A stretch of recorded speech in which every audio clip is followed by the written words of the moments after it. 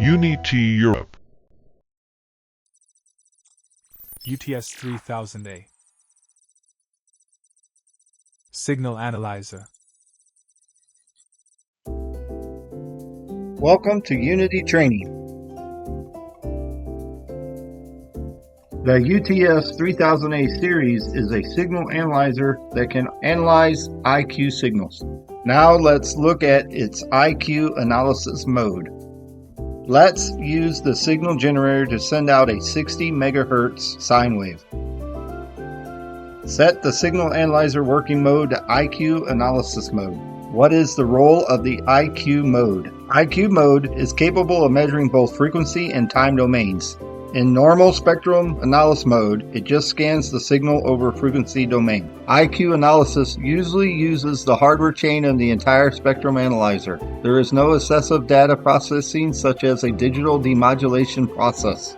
So, the IQ data is raw compared to the analysis data displayed on the screen of the spectrum analyzer, especially when analyzing a very complex modulated signal.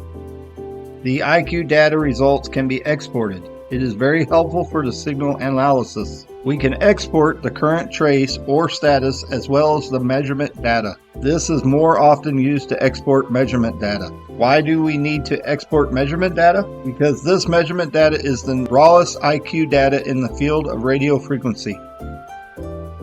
Both vector signal generation and vector signal analysis require raw IQ data.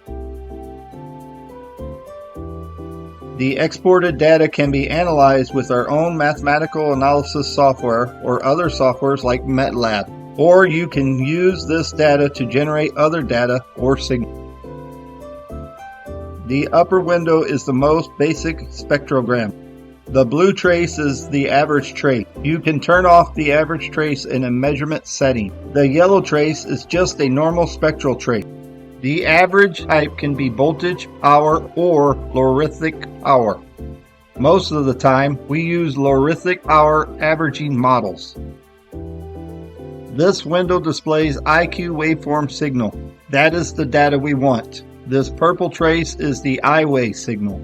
The green trace is the Q wave signal. Because IQ analysis is used to test modulated signals. Let's turn on the modulation mode of the signal source first. Then we can see a modulated signal. The IQ waveform window shows the modulated wave. You can see it now. The modulated waveform is a sine wave. Now, let's change the modulated wave to a square wave.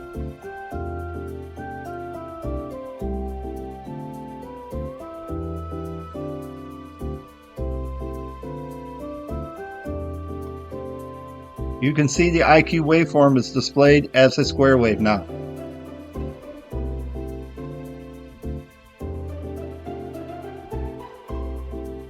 If you want to change the sweeping width to a little smaller,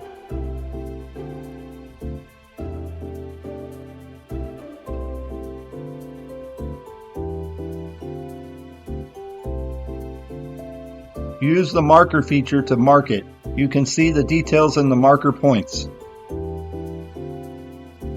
The values for the real and imaginary parts are displayed.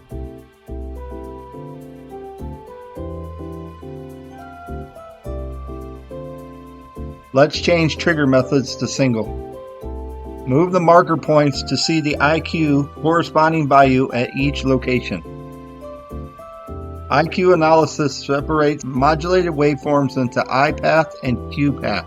These two signals can express the frequency, phase, and amplitude of the modulated wave. Let's go to the measurement menu. Choose to show only the IQ waveform window. Just look at the IQ waveform.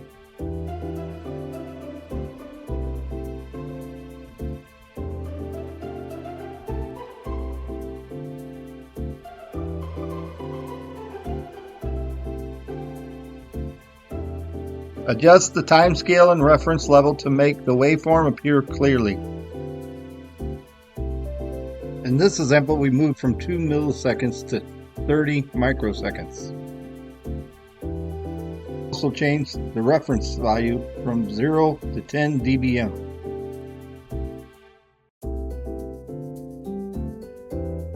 So, what's the difference between IQ waveform and the one just tested before?